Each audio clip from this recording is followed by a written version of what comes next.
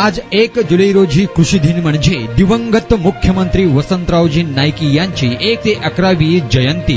शहरातील सखल बंजारा बांधवांनी आज वसंतराव नाईक यांच्या नेहरूनगर येथील पुतळ्यास पुष्पहार अर्पण करून वसंतराव नाईक अमर रहेच्या जयघोषात जयंती साजरी करण्यात आली आहे. यावेळी गोरसेना जिल्हाध्यक्ष तुकाराम राठोड, माजी महापौर अलकाताई राठोड, माजी नगरसेवक सुभाष चव्हाण, माजी नगरसेवक भोजराज पवार, माजी सरपंच पांडुरंग पवार, मंद्रुपचे मोतीराम चव्हाण, गोरसेना सोलापूर शहर अध्यक्ष दिनेश जाधव व गोरसेना गोर शिकवाडी गोर ड्रायव्हर युनियन सोलापूर असंख्य पदाधिकारी हजर होते. 5 डिसेंबर 1962 ते 1975 या दीर्घ कालावधीसाठी महाराष्ट्राला लाभलेले मुख्यमंत्री वसंतरावजी नाईक 1963, 1967 व 1972 असे 3दा बिनविरोध मुख्यमंत्रीपद निवड होणारे हरित क्रांतीचे जनक महानायक वसंतराव नाईक त्यांच्या यशस्वी कारकिर्दीमुळे कल्याणकारी लोकनेता, समाज सुधारक, नैतिक मूल्यांची जोपासना करणारे, शेतकरी व दीनदुबळ्यांचे, गोरगरिबांचे दुःख स्वतःचे मानणारे,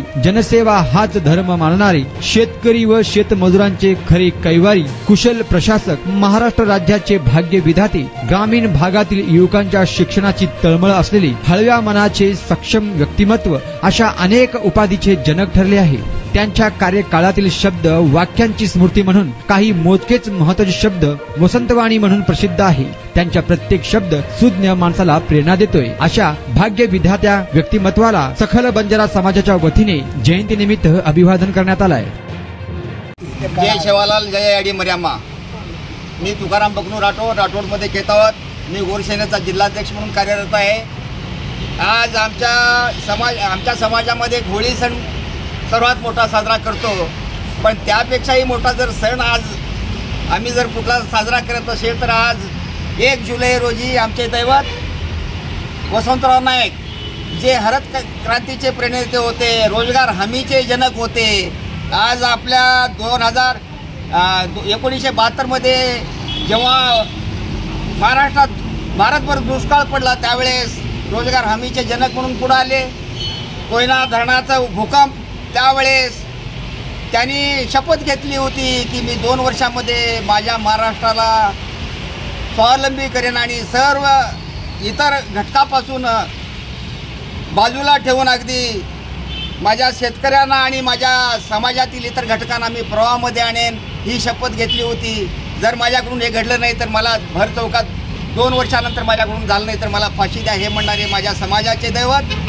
आज त्यांच्याविषयी आज बोलत असताना अंगावर काटा येते, कारण प्रत्येक समाजात कुणी ना कुणी आपण श्रद्धा म्हणून देव मानतो, पण माझे दैवत जर कोण असेल, आज आमच्या समाजामध्ये लकीशा बंजारा, मिठू भुक्या, लकीशा बंजारा, थोरी जलकारी, रंजा गबरू कित्येक वेळाळू होऊन गेले, पण आम्हाला समाजात प्रवाहामध्ये आणणारे आमचे 11.5 वर्ष मुख्यमंत्रीपद भूषवणारे आमचे दैवत वसंतराव नाईक साहेबांनी आम्हाला आमच्या समाजाला प्रवाहामध्ये आणले. त्याचबरोबर इतर समाजातील वंचित घटकांना त्यांनी आश्रमशाळेद्वारे शिकावचं शिके राजघडावचं जे देमागुरू 11व्या शतकात बोलून गेले होते त्याप्रमाणे आम्हाला शिक्षणाची शिदोरी उपलब्ध करून दिली. आज त्यांची पुण्यतिथी आहे. आज जयंती आहे.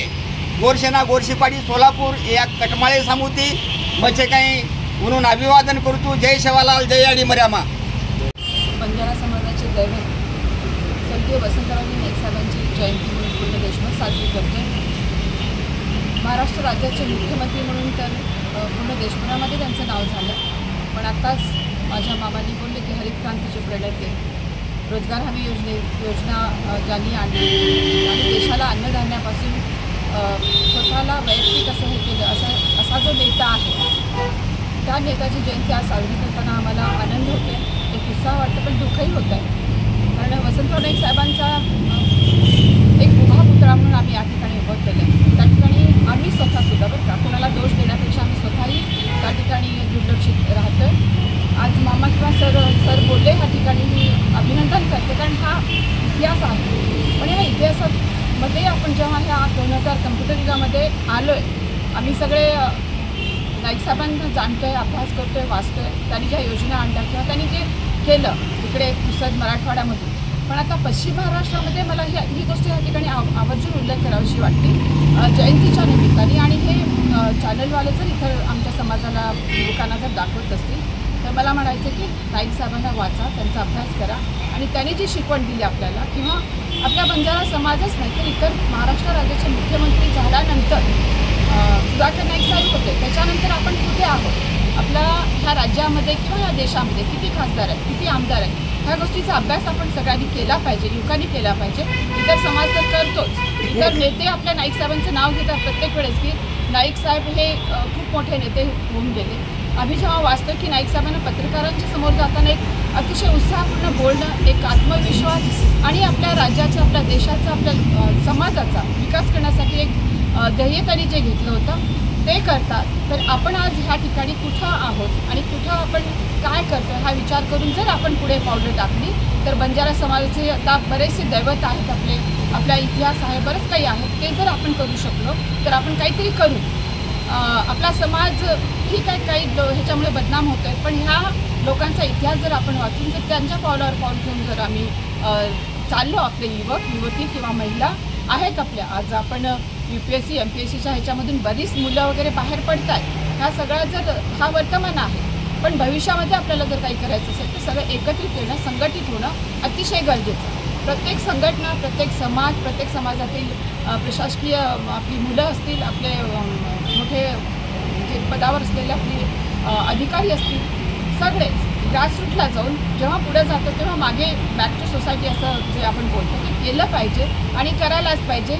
हीच खरी श्रद्धांजली आज नाईक साहेबांना आपल्याला देता येईल असं मी सगळ्या युवकांना, सगळ्या समाज बांधवांना, सगळ्यांना आव्हान करते ह्या जयंतीच्या माध्यमातून. आणि सगळ्या समाजाकडून आणि काँग्रेस पार्टीकडून मी नाईक साहेबांना भावपूर्ण आदरांजली अर्पण करते. आपल्या वर बंजारा शिकवाडीच्या वतीनं या ठिकाणी कैलासवासी वसंतरावजी नाईक यांच्या जयंतीनिमित्तानं या ठिकाणी हा कार्यक्रम जो घेण्यात आलेला आहे.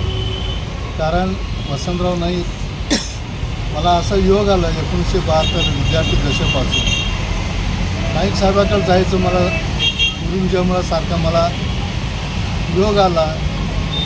त्याला जवळून मी त्यांच्याकडे मी बघत होतो आणि विद्यार्थी दशेपासून मी आज ह्याच्यापर्यंत 1974पर्यंत मी त्यांच्या संपर्कात राहून एक समाजाचं काय काम करावं लागतं त्यावेळी म्हणायचं नाईक साहेब गुरुजींना, गुरुजी मी राजकीय ह्याच्यामध्ये अडकलेलं आहे, समाजाचं काम मी जाऊन करू शकत नाही किंवा जे काय असेल तुम्ही जे आणाल ते समाजासाठी तुम्हीच करून घ्यायचं आणि मी एका मिनिटात तुम्हाला समाजासाठी मी काम करतो अशा पद्धतीचं त्यांनी धोरण ठेवून समाजाचा विस्तार, समाजामध्ये शैक्षणिक धोरण आणि वस्त्रीकरण नव्हते, मुलांना बाहेरगावी जाऊन शिकण्यासाठी त्यासाठी आश्रमशाळाची त्यांनी निर्मिती केली त्यावेळी. म्हणून अशा थोर पुरुषांचं आपण त्यांचं चरित्र आपल्या मनात ठेवावं, आपल्या समाजासाठी जागृत ठेवावी म्हणून आपण या निमित्तानं एवढंच सांगतो. तर त्यांच्या जयंतीच्या निमित्तानं मी अभिवादन करून माझे 2 शब्द. बंजारा समाजाचे आधुनिक शिल्पकार, महाराष्ट्र राज्याचे रेकॉर्ड ब्रेक मुख्यमंत्री, हरित क्रांतीचे प्रणेते स्वर्गीय वसंतरावजी नाईक साहेब यांची आज जयंतीनिमित्त बंजारा समाजाच्या वतीने त्यांना भावपूर्ण आदरांजली वाहण्याचा कार्यक्रम आज घेतलेला आहे. तांडे तांडे वाड्या वस्त्या करून जगणारा बंजारा समाज जो स्थिर स्थावर आता झालेला आहे ते केवळ वसंतराव नाईक साहेब यांच्या पुण्याईनं. वसंतराव नाईक साहेबांना महाराष्ट्राचं सतत 11 वर्ष 6 महिने मुख्यमंत्रीपद मिळाल्यानं त्यांनी इतर समाजाचे इतर क्षेत्रात त्यांनी शैक्षणिक, सामाजिक, सांस्कृतिक सगळ्या क्षेत्रात त्यांनी प्रगती केली. त्याचबरोबर बंजारा समाजाच्या दारापर्यंत शिक्षणाची गंगा आणली, आश्रमशाळा उघडला. त्या आश्रमशाळेच्या माध्यमातून बंजारा समाजाच्या विद्यार्थ्यांना शिकण्याची, राहण्याची सोय झाल्यामुळे आज बंजारा समाज महाराष्ट्रामध्ये मोठमोठ्या पदावर कार्यरत असून आणि आपला तो भटका समाज हा स्थिरावलेला आहे. म्हणून आज बंजारा समाजाच्या वतीनं संपूर्ण देशभर स्वर्गीय वसंतराव नाईकाची आज जयंती साजरी केली जाते आणि महाराष्ट्र शासनाकडून सुद्धा ती साजरी केली जाते. म्हणून आम्ही या सोलापूर जिल्हा बंजारा समाजाच्या वतीनं आणि सर्व आश्रमशाळेच्या वतीनं आणि त्या सर्व शिक्षकांच्या वतीनं आणि सर्व गोरसेना शिकवाडी संघटनेच्या वतीनं मी स्वर्गीय वसंतराव नाईकजी साहेब यांना भावपूर्ण आदरांजली वाहतो.